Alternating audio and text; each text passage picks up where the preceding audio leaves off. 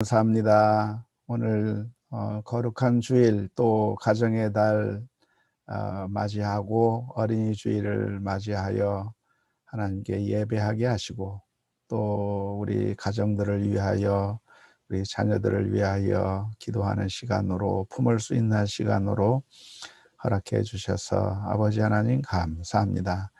오늘 오후에도 이렇게 강좌를 진행하려고 하온데 하나님 저희들에게 은혜를 더하여 주옵소서.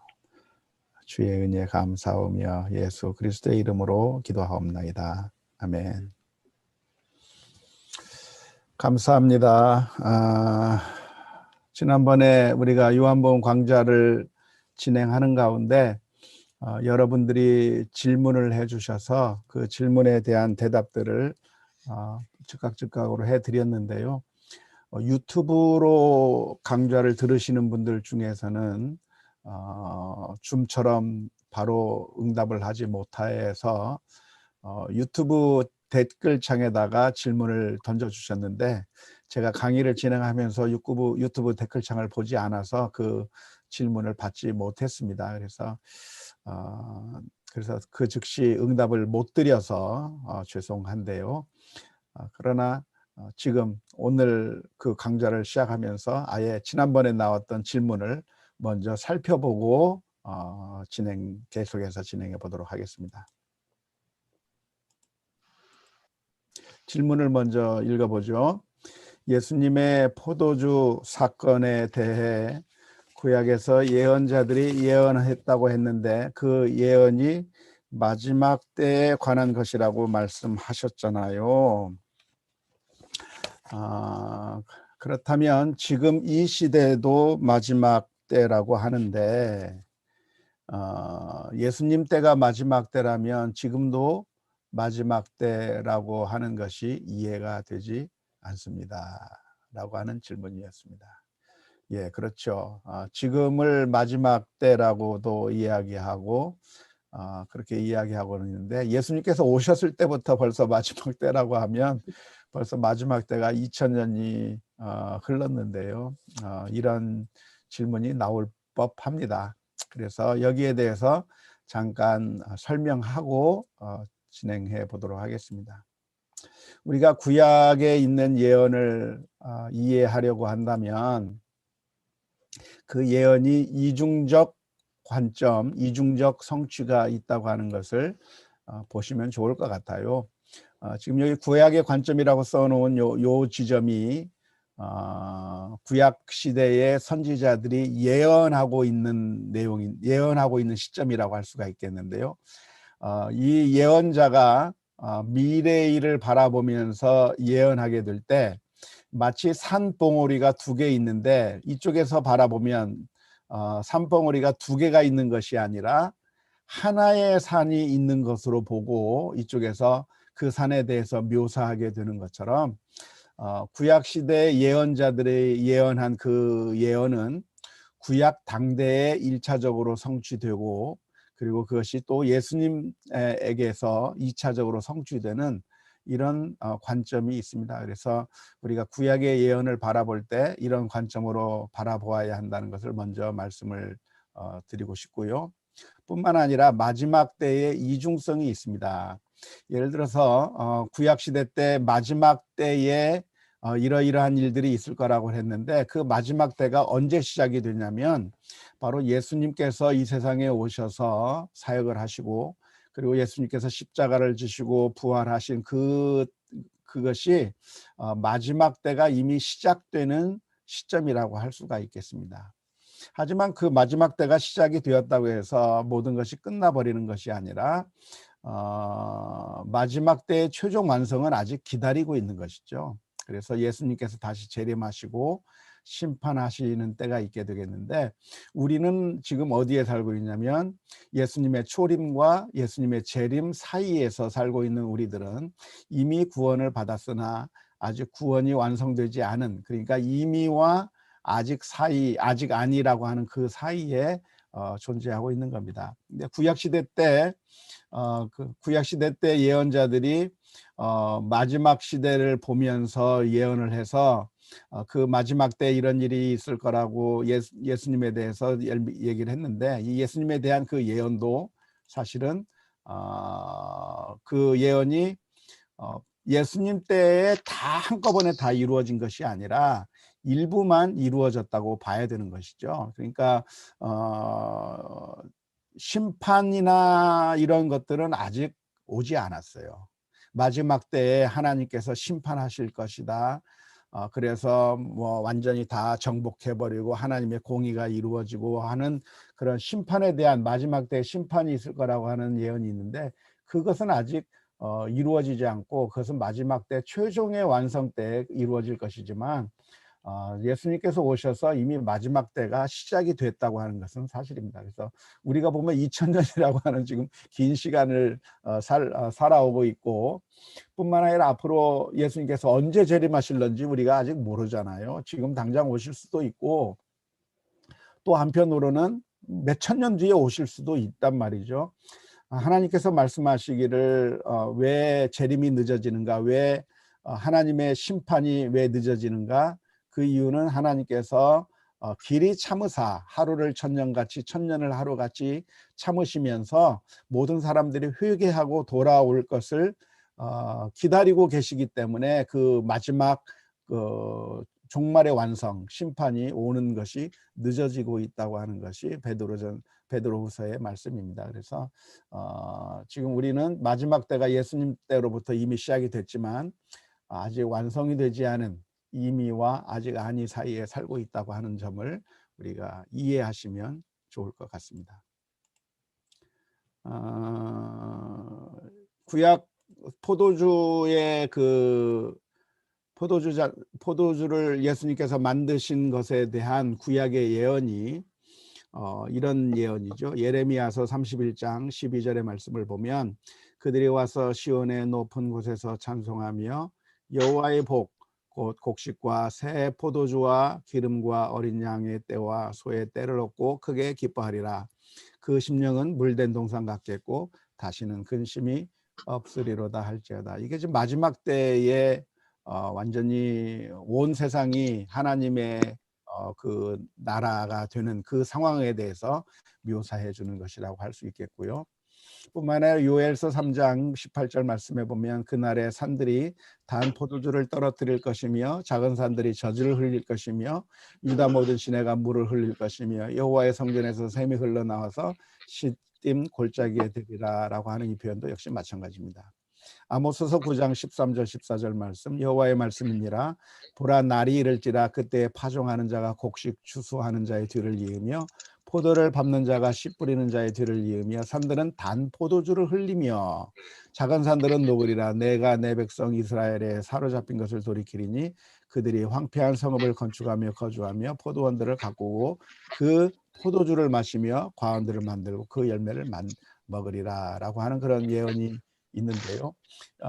그러니까 구약시대 때 미래에 하나님께서 통치하시는 마지막 때 구원이 완성되고 모든 것이 이루어지는 그때 어떤 일이 있을 것인가, 포도주를 먹고 마시며 즐길 것이라고 하는 그런 예언들이 구약 성경에 기록되어 있는 겁니다. 그런데 예수님께서 오셔서 가나의 혼인잔치에서 포도주가 떨어졌을 때 그 포도주를 사람들에게 먹이심으로 말미암아 이미 그 종말의 사건이 먼 미래 후대의 일이 아니라 이미 예수님에게서부터 시작되고 있다고 하는 것을 보여주는 것으로서 우리가 이 가나의 혼인잔치를 이해하시면 좋을 것 같습니다.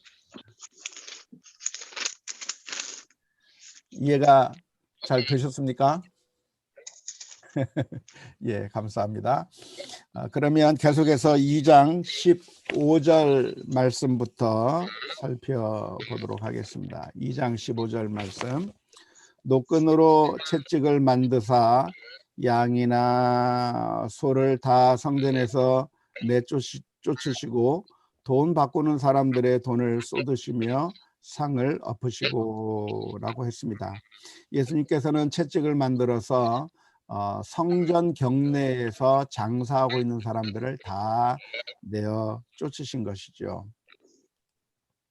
그리고 2장 16절 말씀에서 이렇게 말씀하셨습니다. 비둘기 파는 사람들에게 이르시되 이것을 여기서 가져가라. 내 아버지의 집으로 장사하는 집을 만들지 말라 하시니라. 그러니까 지금 아버지의 집, 즉 성전은 그 장사하는 집이어야 되거든. 저기 하나님의 집이고 만민이 기도하는 집이어야 하는 겁니다. 그런데 거기서 사람들이 장사를 함으로 말미암아 사람들이 그 이방인들이 그 성전 안에 들어와서 하나님을 예배할 수가 없게 된 것이죠. 그래서 예수님께서 그 사람들을 쫓아내시고 이방인들도 성전에 와서 예배할 수 있도록 그렇게 해 주신 것이라고 볼 수가 있겠습니다. 계속해서 보겠습니다. 2장 17절 말씀. 제자들이 성경 말씀에 주의 전을 사모하는 열심이 나를 삼키리라 한 것을 기억하더라. 주님의 전을 사모하는 열심이 나를 삼키리라고 하는 그것은 시편 69편 9절에 있는 예언의 말씀인데요. 하나님의 성전을 사모하는 그 열심 때문에 예수님께서는 이런 일을 하는 것이고, 그 열심이 나를 삼킨다고 하는 것은 결국 이 일로 인해서 예수님께서는 유대 관원들에 의해서 죽임을 당하게 되는 그런 결과를 가져오게 되는 것이죠. 주의 전을 사모하는 그런 열정이 있었는데 오히려 그것 때문에 내가 죽게 되는 그것을 묘사한 것이 바로 2장 17절이라고 생각을 합니다. 2장 18절 말씀. 이에 유대인들이 대답하여 예수께 말하기를 내가 이런 일을 행하니 무슨 표적을 우리에게 보이겠느냐라고 질문을 던졌습니다. 그러니까 예수님께서 성전에서 이렇게 장사하는 사람들을 쫓아내고 성전을 정결케 하는 그 모습을 볼 때 유대인들이 예수님을 보면서 예수님이 지금 어떤 메시아적인 역할을 하고 있구나라고 하는 것을 깨달은 겁니다. 그래서 지금 예수님이 메시아가 되었다고 하는 그런 표적을 우리한테 보여줄 수 있겠느냐라고 그렇게 질문을 던지는 것으로 볼 수가 있겠습니다. 이게 성전의 모습이라고 할 수 있을 텐데요. 여기가 지성소고 여기가 성소입니다. 그리고 그래서 이 성소나 지성소는 여기는 제사장, 여기는 대제사장들만 들어갈 수 있는 곳이라고 할 수 있을 건데요. 그래서 여기까지 이 안에는 제사장들만 들어갈 수가 있었던 것입니다. 하지만 그 성소를 싸고 있는 이 부분은 이스라엘의 뜰이라고 불리는 곳으로서 유대인 남자들이 이 안까지는 들어갈 수가 있었습니다. 하지만 여성들은 이 안에 들어갈 수 없었고요. 여성들은 이 여인의 뜰이라고 불리는 이곳에서 하나님께 예배를 드릴 수가 있었습니다. 근데 이방인들은 어디까지 들어갔냐면 이방인들은 이 밖에만 있어야 됐던 것이죠. 이 안에 들어갈 수가 없었던 겁니다. 그래서 성전 입구 같은 데 보면 여기에 경고문이 쓰여져 있습니다. 뭐라고 쓰여져 있냐면 이방인들이 만일 이 안에 들어오면 죽게 될 것이다 라고 하는 그런 경고문이 쓰여져 있는데, 당시 유대인들이 예루살렘에서 소를 팔고 양을 팔고 그리고 동전을 바꾸던 일들이 벌어진 곳은 어디서 벌어졌냐면 바로 이 이방인의 뜰에서 벌어진 것이라고 할 수가 있습니다. 근데 이 이방인의 뜰을 지금 제가 그림으로 그릴 때는 아주 조그맣게 그려놨습니다만 사실은 굉장히 큰 아주 넓은 지역입니다. 넓은 지역인데 거기서 장사하는 사람들이 있었기 때문에 이방인들이 거기서 하나님 앞에 예배를 드리기가 어려워서 예수님께서는 그들을 쫓아내시고 이방인들도 하나님을 예배할 수 있도록 주님께서 만들어 주신 것이라고 보시면 되겠습니다. 그러니까 예수님께서는 만유의 주로서 모든 사람들이 하나님 앞에 나아갈 수 있도록 만들어 주신 것이라고 할 수가 있겠습니다. 그러자 유대인들이 당신이 무슨 표적으로 이런 일을 행하느냐라고 따지게 되었을 때 했던 예수님의 대답이 무엇이냐면 너희가 이 성전을 헐라 그러면 내가 사흘 동안에 일으키리라 라고 말씀해 주신 것이죠. 여기서 성전을 헐라고 말한 것은 진짜로 성전을 헐라고 하는 이야기가 아니라 예수님의 육신을 가리키는 것이죠.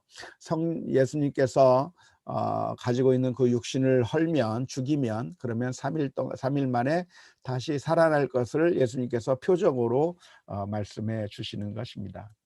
그래서 그것을 잘 몰랐는데, 근데 유대인들이 그 예수님의 말을 들으면서 예수님을 따지기 시작하는 겁니다. 유대인들이 이르되 이 성전은 46년 동안의 지었건을 내가 3일 동안에 일으키겠느냐 하더라라고 따지는 것이죠. 이 당시 예수님 당시에 예루살렘에 있던 성전은 제2성전이라고 합니다. 제2성전. 제1성전은 누가 지었죠?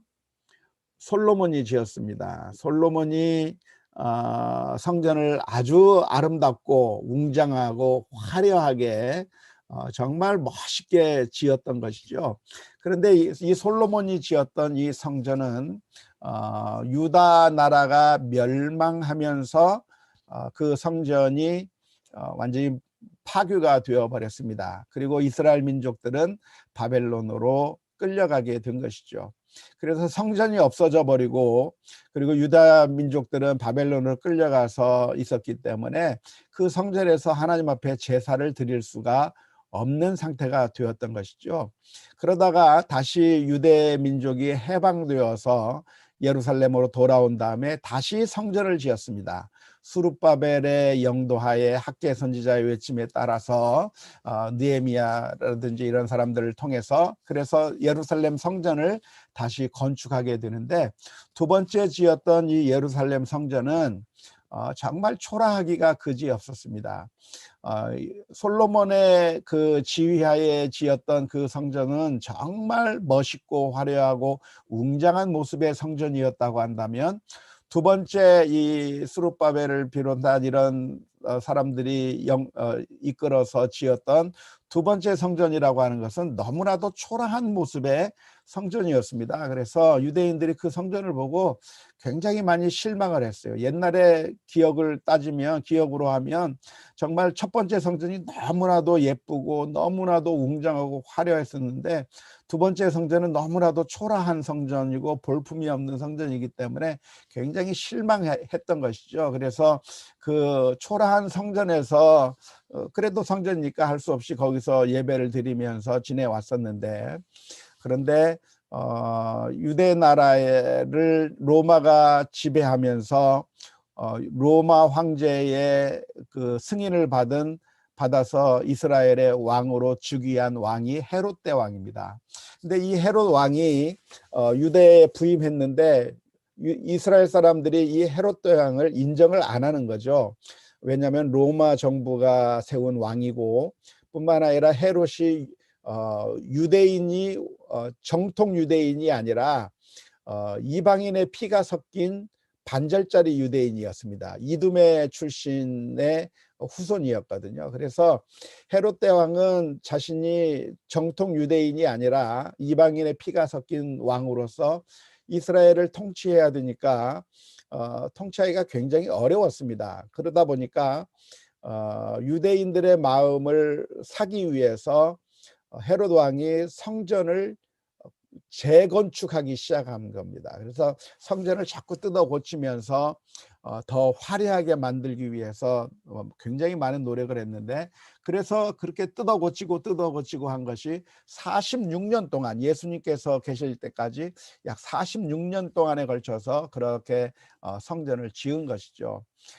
헤롯 대왕이 이런 성전을 고친다고 했을 때 유대인들이 좋아했냐면 좋아하지 않았습니다. 왜냐하면 저 헤롯 대왕이 성전을 고치는 것이 아니라, 더 개선하는 것이 아니라 성전을 망가뜨리고 무너뜨릴까 봐 너무나도 걱정이 많아가지고 마음을 주지 않았던 것이죠. 처음에는 헤롯을 못 믿어와 가지고 저러다가 헤롯이 성전을 말아먹는 거 아니겠는가, 무너뜨리겠는 거 아니겠는가 하고 굉장히 걱정을 했는데, 헤롯이 꾸준히 그 성전을 재건해 가지고 46년 동안에 지어서, 나중에 보시면 아시겠지만 예수님의 제자들이 그 성전을 보면서 자랑할 정도로 그렇게 멋있는 성전으로 고친 것이 헤롯 대왕이 만든 두 번째 성전의 모습이었다고 할 수가 있겠습니다. 이것은 결국 AD 70년에 로마 장군 디도에 의해서 파괴가 되죠.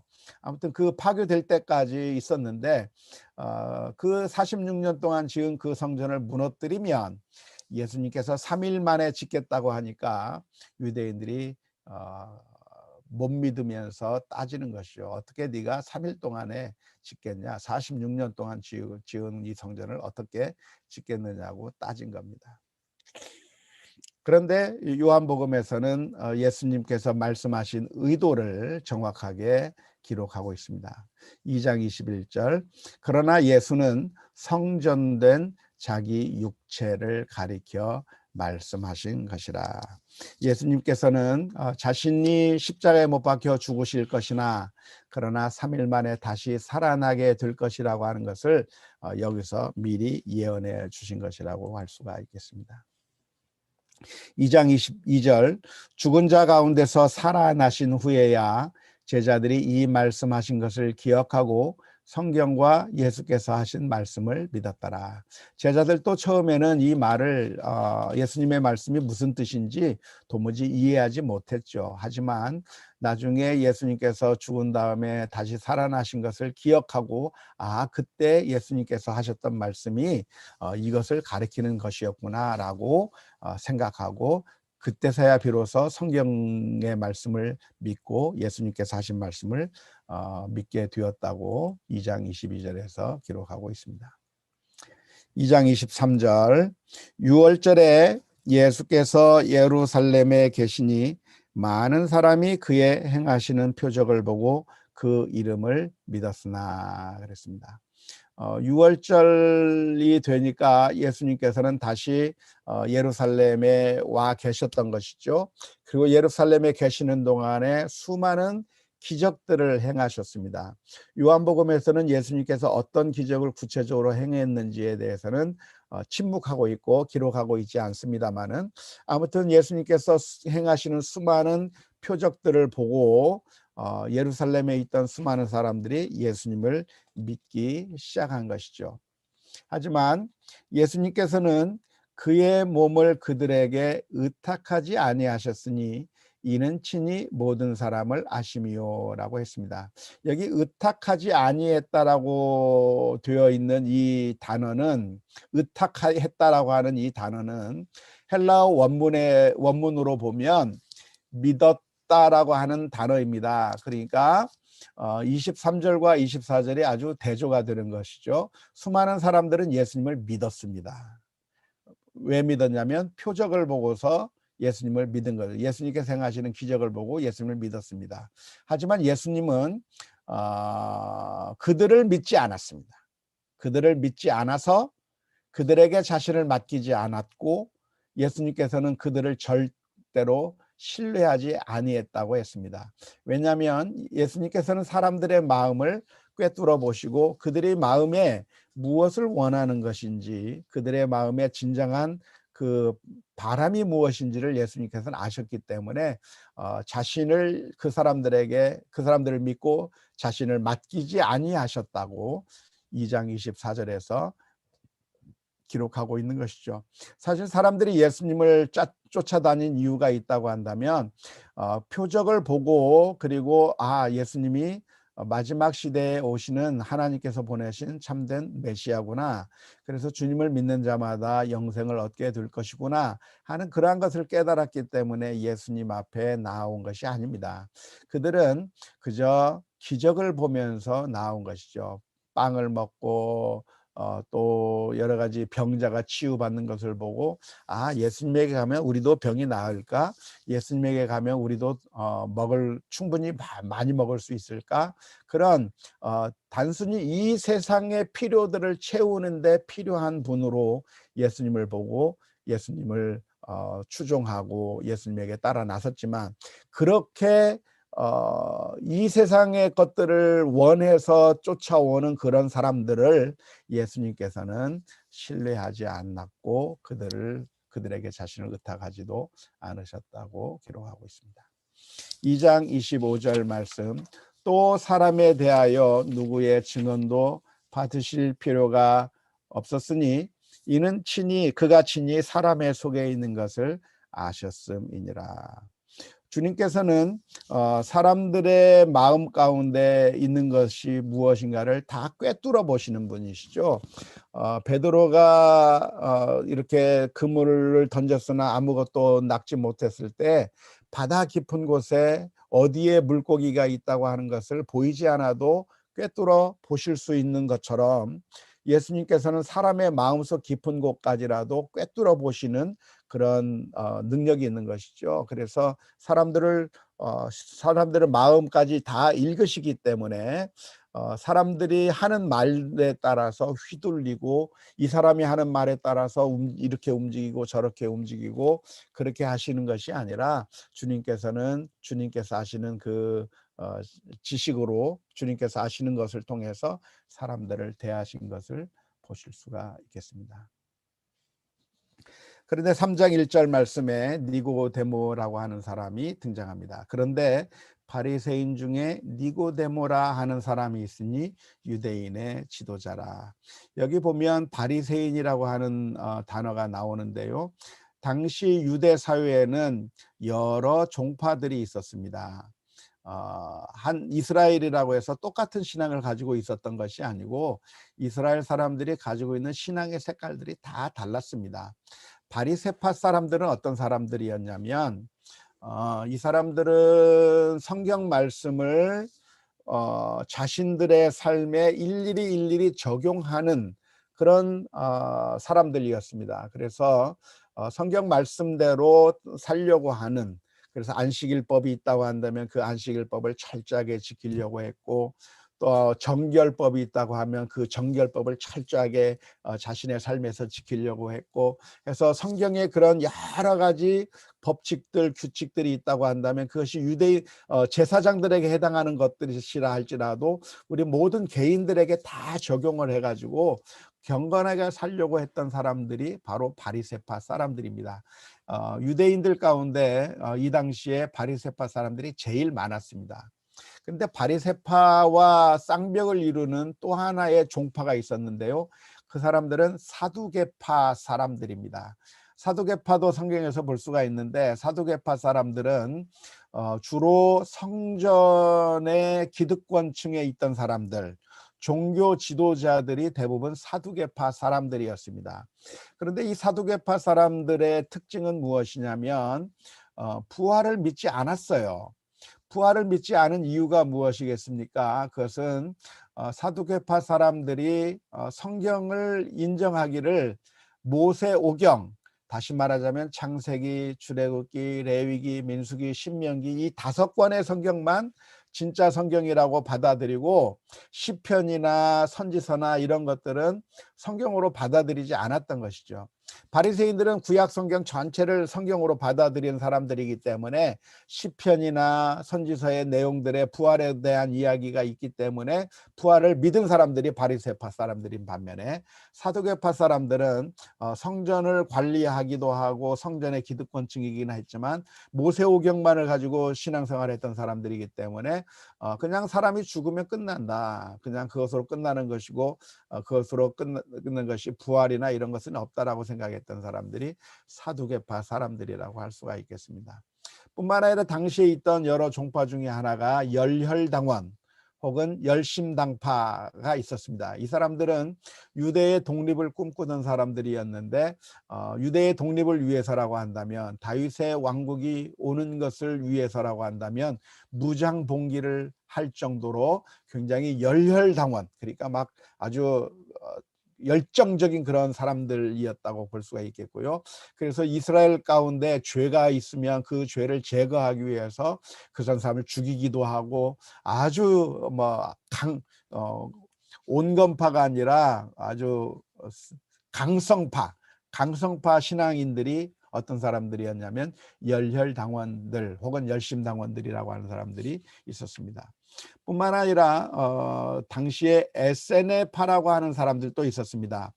성경에는 에세네파에 대해서는 전혀 언급하고 있지 않지만 고고학적인 증거를 볼 때 에세네파라고 하는 사람들이 있었고요. 이 에세네파 사람들은 하나님의 말씀을 경건하게 받아들이고 그리고 실생활 가운데서 정결 예식을 행하면서 믿음으로 살려고 했던 사람들이 에세네파 사람들이고, 이 에세네파 사람들의 일부가 쿰란이라고 하는 동굴에서 종말을 기다리면서 아주 종말론적인 생활을 하던 사람들, 그리고 정결 의식을 행하면서 살던 사람들이 에세네파였다고 합니다. 뿐만 아니라 또 하나의 종파가 있었는데 그 종파는 바로 사마리아 종파입니다. 이 사마리아 지역에 사는 사마리아인들이 믿었던 종파가 바로 사마리아 종파인데요. 이 사마리아 사람들은 모세 오경을 가지고 있기는 있었지만 유대인들이 가지고 있는 모세 오경과는 좀 다른 종류의 성경을 가지고 있었습니다. 유대인들이 가지고 있는 성경에는 예루살렘에서 예배하라고 하는 그런 내용들이 있지만, 사마리아 종파가 가지고 있는 성경에서는 예루살렘이라고 하는 말 대신 그리심산이라고 하는 말이 거기에 들어가 있습니다. 그래서 하나님 앞에 제사 드리려고 하면 그리심산에 가서 제사 드려라, 그런 내용들이 있었기 때문에 나중에 요한복음 4장에 가보면 사마리아 사람들에 대한 이야기가 나오는데, 그런 얘기에서 알 수 있는 것처럼 당시에 수많은 종파들이 있었는데 그 중에 한 종파가 바로 바리새파라고 할 수가 있겠고, 그 바리새파 사람들 중에서 니고데모라고 하는 사람이 예수님을 찾아오게 됐는데, 그 니고데모라고 하는 사람이 유대인의 지도자라고 지금 설명하고 있습니다. 여기서 지도자라고 하는 이야기는 아마도 당시 유대 사회를 이끌고 있었던 산헤드린 공회원이었을 가능성이 큽니다. 로마의 원로원이 있어서 로마 나라를 다스리듯이 유다 나라는 지금은 로마 정부의 지배를 받고 있기 때문에 정치, 경제 이런 모든 면에 있어서는 로마의 그 인준을 받은 황제가 또는 총독이 다스리고 있지만, 그러나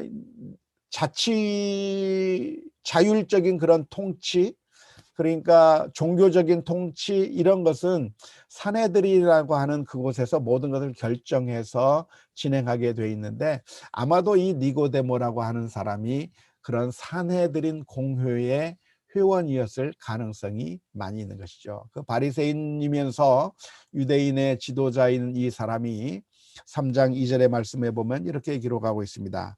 그가 밤에 예수께 와서 이르되 라삐여, 우리가 당신은 하나님께로부터 오신 선생인 줄 아나이다. 하나님이 함께 하시지 아니하면 당신이 행하시는 이 표적을 아무도 할 수 없음이니이다. 그랬습니다. 그러니까 이 니고데모라고 하는 사람이 밤에 예수님한테 왔는데 낮에 오지 않고 밤에 온 이유가 뭘까요? 그 밤에 특별히 낮이 아닌 밤에 온 이유에 대해서는 성경이 침묵하고 있기 때문에 우리가 그 이유를 정확하게 말할 수는 없습니다. 단순히 상상에 맡길 수가 있겠는데요. 당시 랍비들은 밤중에 공부를 했다고 하니까 랍비이신 예수님에게 배우기 위해서 밤에 왔었을 가능성도 있고요. 가능성입니다. 이게 뭐 확실한 것이라고 말할 수는 없습니다.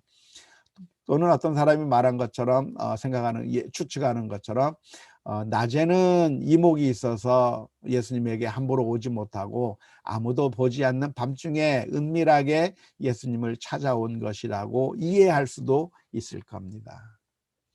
종종 어떤 사람들은 밤이라고 하는 것을 보면서 영적인 해석을 하려고 하는 경향들이 있는데요. 그러니까 니고데모의 상황이 영적 암흑기에 있었다, 뭐 이런 식으로 과도하게 논리를 비약해서 설명하는 경우가 있는데, 그런 논리적 비약이 있는 설명들은 별로 바람직한 설명이라고 말할 수는 없겠습니다.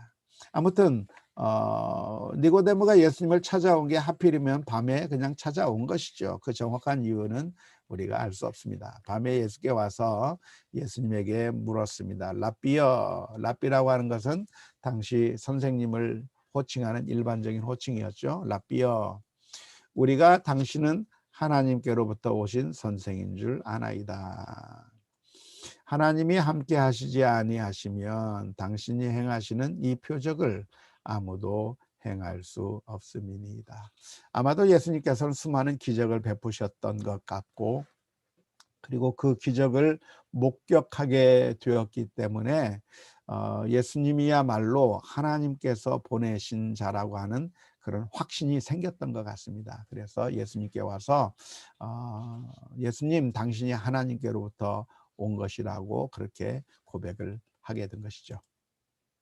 3장 3절 말씀, 예수께서 대답하여 이르시되 진실로 진실로 내게 이르노니 사람이 거듭나지 아니하면 하나님의 나라를 볼 수 없느니라.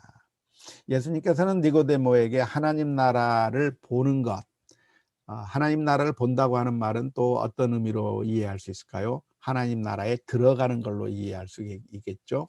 천국에 들어가는 것, 하나님 나라에 들어가는 것, 하나님 나라를 보는 것 다 같은 의미라고 볼 수가 있겠는데요.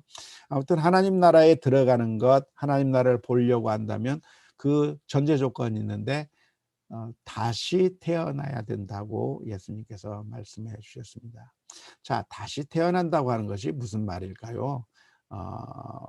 우리가 태어날 때는 어머니의 뱃속에서부터 이렇게 탄생하게 되는데, 그래서 첫 번째 탄생을 하게 되잖아요.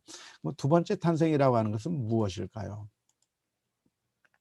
사람이 거듭나지 아니하면 하나님의 나라를 볼 수 없다고 예수님께서 말씀해 주셨는데, 이 거듭나다라고 했을 때 거듭이라고 번역된 우리나라 말은 헬라어로 뒤에 노랗게 된 부분이 있죠.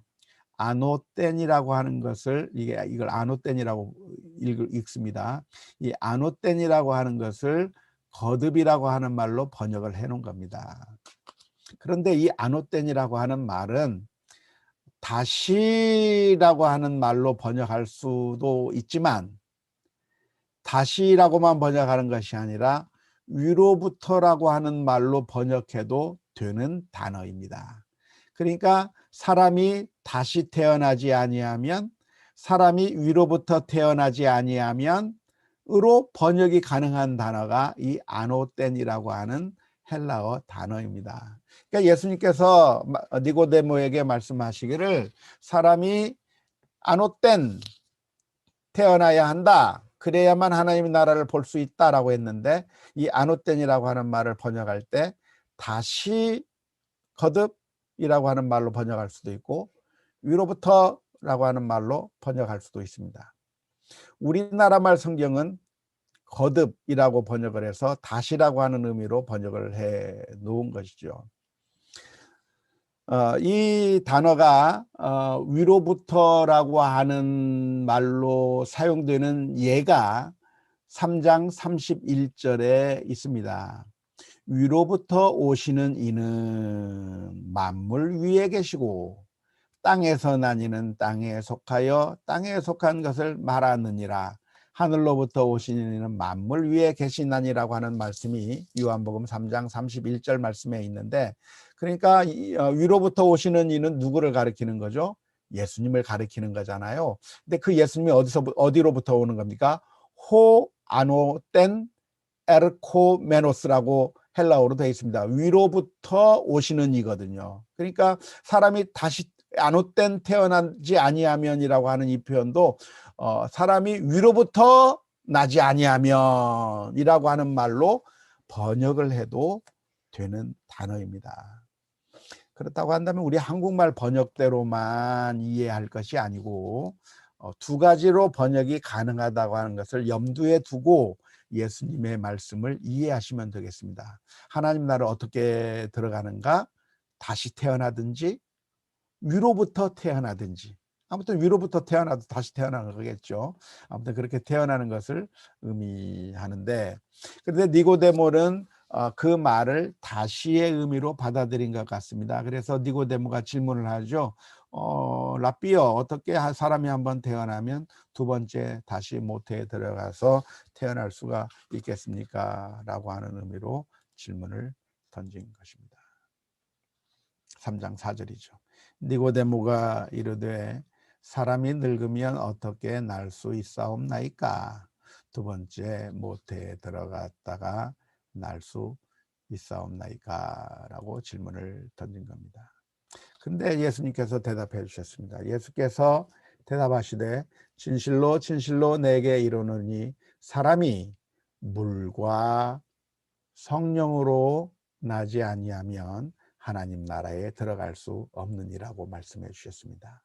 그러니까 다시 태어나는 것, 위로부터 태어나고 난다고 하는 것을 다시 설명하면 어떻게 태어나는 거라고 설명할 수가 있겠습니까? 물과 성령으로 태어나는 것이 다시 태어나는 것이죠. 물 사람이 다시 태어나야 천국에 가야 된다 그랬는데 그 말을 다시 설명하시기를 3장 5절에서 뭐라고 설명해 주시냐면 물과 성령으로 나지 않으면 하나님 나라에 들어갈 수 없다 그랬으니까 다시 태어나는 거라고 하는 것은 즉 물과 성령으로 나는 것을 의미한다고 할 수가 있겠습니다. 근데 여기 물과 성령으로 난다고 하는 말은 우리가 좀 더 생각해 봐야 될 말입니다.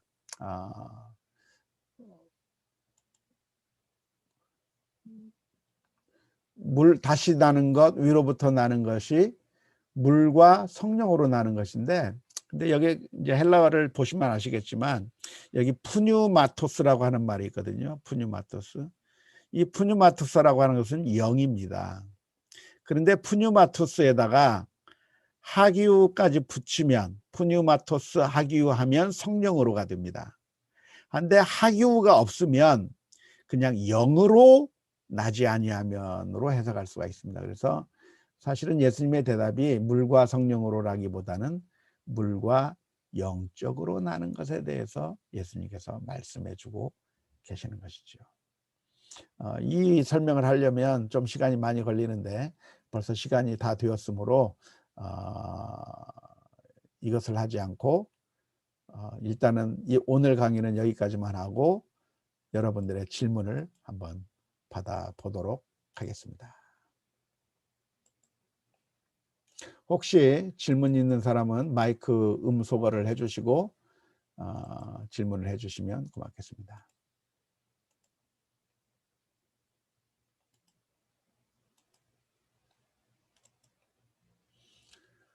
예. 혹시 질문 있으시면 질문해 주시기 바랍니다. 저 목사님. 네. 저번에 그 가나안 혼인잔치 말씀하셨잖아요. 네. 네, 그래서 네. 또 다시 말씀을 해주셔서 네. 더 좋았고요. 네. 이제 제가 그 말씀을 들을 때 참 은혜스러웠던 거는 네.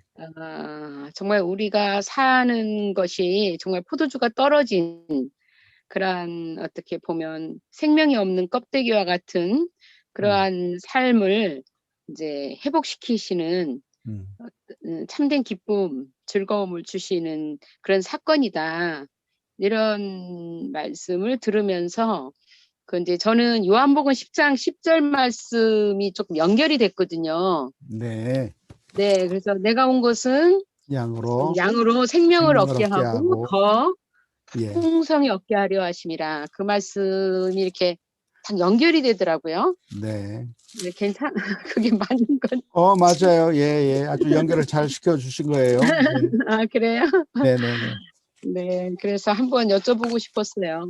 예, 그렇게 연결이 가능한 것 같고요.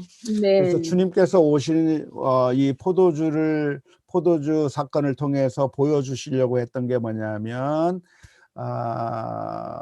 예수님께서 우리의 지금 완전히 다 망가져 버린 소망이 없어져 버리고 기쁨이 사라져 버리고 완전히 절망적인 상태에 있는 우리들로 하여금 다시 그 기쁨을 회복시켜 주시는 일을 하신다고 하는 것인데 그것이 지금 예수님께서는 이 포도주 사건을 통해서 상징적으로 보여주시는 거거든요.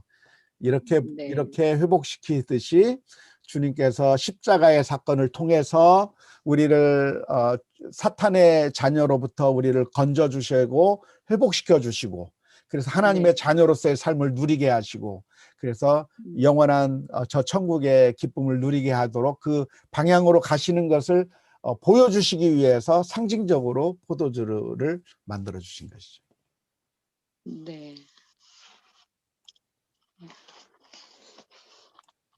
오늘 말씀에서 2장 18절 말씀이요. 네. 그래서 예수님이 주의 돈을 삼원에 열심히 나를 삼키리라는 그 말씀 다음에 네. 유대인들이 예수께 말할 때 내가 이런 일을 행하니 무슨 표적을 우리에게 보이겠느냐. 이게 좀 부정적인 표현으로 저는 계속 읽었거든요. 그러니까 예수님의 이런 행위, 이렇게 막 뒤집고 막 던지고 하는 그러한 것을 가지고 그런 모습 속에서 무슨 표적을 우리에게 보일 수 있냐. 이렇게 유대인들이 말한 것 같은데. 이런 식으로 행동하는 사람이 무슨 예. 표적이나 보일 수 있겠느냐 이런 의미로. 네. 그런 뜻은 아니었나요? 저는 그렇게 읽었어요, 지금까지.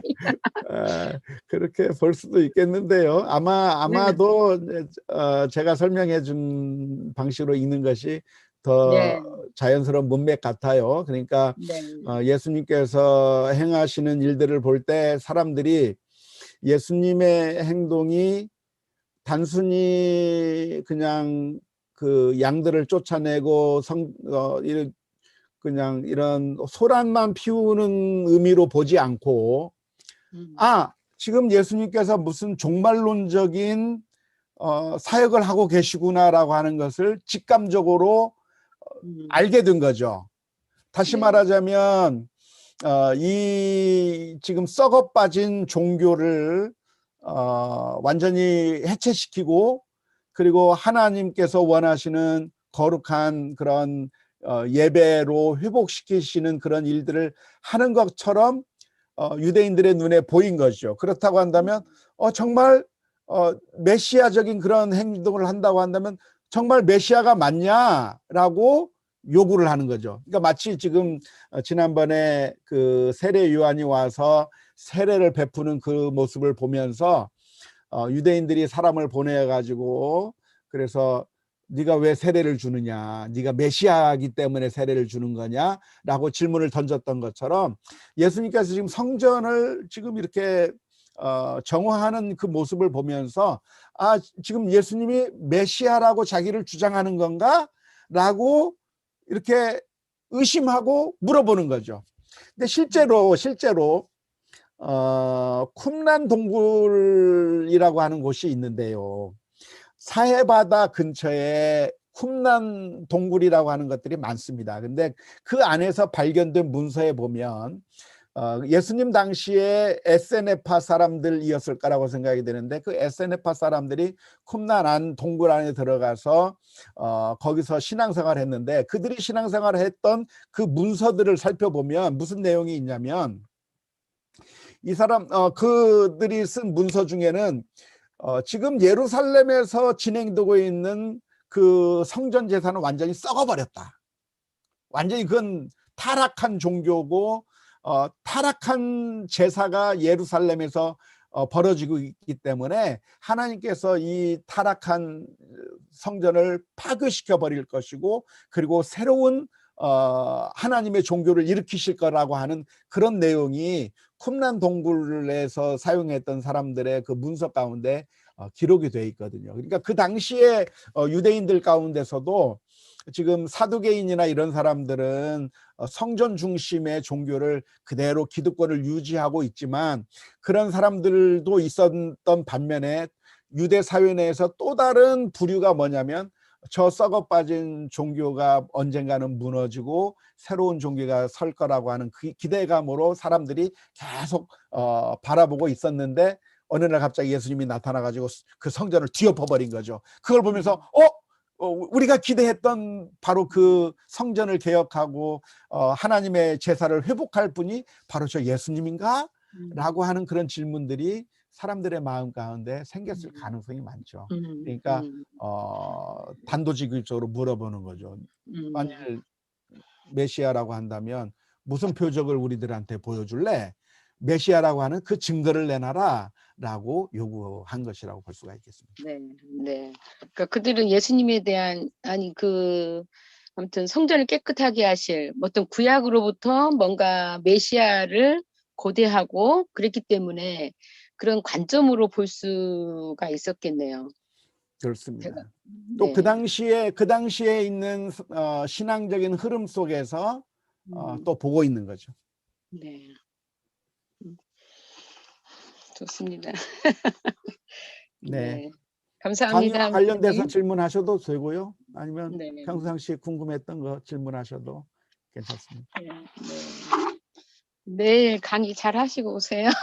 아, 이제 그 우리 합동 측의 교단의 그 지금까지의 그 성경 해석은 여자는 교회에서 잠잠해야 된다라고 하는 것을 문자적으로 받아들이고 그래서 여성들의 사역을 제한을 해왔던 것이 지금까지 해왔던 것이죠. 근데 그러한 표현들이 사실은 1세기 유대 사회 내에서 그 고린도 교회 상황 속에서 왜 여성들에게 잠잠하라고 해야만 했었는가, 그런 배경들을 알고 이해를 한다고 한다면 사실은 그것이 모든 여성들이 아무 일도 하지 못하게 하는 것이 아닐 수 있다고 하는 것을 우리가 이해를 해야 되는 것이죠. 사실은 하나님께서 훌다라고 하는 여자 선지자도 사용하셨고, 또 드보라와 같은 사람에게 리더십을 발휘할 수 있도록 하나님께서 허용하신 적도 있고, 등등 여러 가지 일들이 있어서, 그래서 이제 내일 가서 강의를 하면 어떻게 될지는 모르겠습니다. 좋은 성과가 있기를. 예, 예. 네, 수고 많으시겠네요, 목사님. 네. 네, 지난번에 한번 이제 총회에서 이제 연구 논문 요청이 들어와 가지고 그 연구 논문을 써서 제출을 해서 지난번 총회 때 모든 총대들한테 다 나누어 준 바가 있어요. 그런데 네. 아마 다 안 읽어봤을 것 같고. 저는 목사님 거는 읽어봤는데요. 권사님이 더 잘 읽으셨겠어요. 근데 페이스북에 올라온 거는 좀 요약해서 목사님들이 이렇게 하신 말씀들 요약해서 올리신 거죠, 그때 목사님? 페이스북에 제가 올리는 것은 뭐 자세한 것은 안 올리고, 이제 웨스트민스터 성경연구소 홈페이지에는 비교적 자세하게 올려놓고 있습니다. 네, 네. 목사님 피곤하실 텐데, 네, 감사합니다. 오늘 고은하 권사님은 하실 말씀 없어요?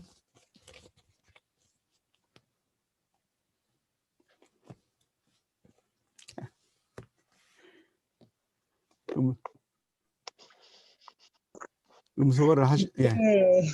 아니, 저는 특별히 할 말씀이라기보단 오늘도 교회에서 목사님께 말씀드렸던 것처럼 매 시간마다 하시는 말씀이 꼭 저에게 저 들으라고 하는 말씀 같아서 찔림이 많은 시간을 보내고 있고, 여기 도전을 받는다고 그렇게 표현하라고 하더라고요. 도전을 많이 받고 있고요. 그 중에서 이제 오늘 말씀이, 그러니까 저도 항상 이렇게 생각하고 늘 생각하는 거지만, 그 오늘 말씀, 그 요한복음 2장 23절 말씀, 예수님께서 좀 어떻게 보면 저희를 보고 좀 안타까워 하시는 말씀 중에 하나가, 진짜 예수님을 사랑해서 따라가는 제자의 모습이 아니고 어떤 표정, 나에게 어떤 기적이 일어나고 표적을 보고 예수님을 쫓는 그런 제자들의 삶, 그냥 요즘 그런 제 자신의 모습을 보면서 어떨 때는 좀 안심스럽다는 생각이 들 때도 있고요. 이제 그게 채워지지 않으면 막 좀 원망하고, 좀 그런 제 자신의 모습이 요즘 좀 싫더라고요. 그래서 정말 참 그리스도인이 되고 싶은데 그게 안 되니까 제 자신의 좀 부족감을 많이 보게 되는 것 같아요. 네. 많이 우리가 다 도전받고 연약해요. 있어요. 우리가 다 연약하고 사실은 우리가 완벽하게 모든 것을 다 할 수 있고 완벽하게 하나님의 뜻대로만 행할 수 있으면 얼마나 좋겠어요. 근데 우리의 믿음이라고 하는 것은 조그만 그 두려움 앞에서 흔들리기 쉬운 것이고, 그리고 조그만 아픔 앞에서 너무나도 힘든 것이 우리들의 실제 모습이고 그럴 수밖에 없어요. 그래서 그런 연약함이 있지만, 그런데 주님께서는 그 연약함도 이해하시고 또 우리들의 마음을 만져주시고 또 때로는 힘 주시기도 하고 때로는 기적을 주시기도 하고, 그래서 우리들의 은혜를 베풀어 주신다고 생각하니까요. 네. 우리가 완벽할 수는 없지만 그래도 주님 바라보면서 힘내고 또 승리하고 그렇게 하면 좋을 것 같아요. 감사합니다. 네. 아무튼 감사합니다. 오늘 또 이렇게 여러분들과 함께 대화를 나눌 수 있어서 너무 감사하고요. 또 이렇게 유튜브로 참여해 주셔서도 감사하고 또 줌으로 직접 오셔서 또 대화까지 해주셔서 제게 큰 힘이 되고 또 보람도 느끼고 그렇습니다. 아무튼 한 주간 동안 주 안에서 승리하는 우리 모두가 다 됐으면 좋겠습니다. 한번 기도하겠습니다.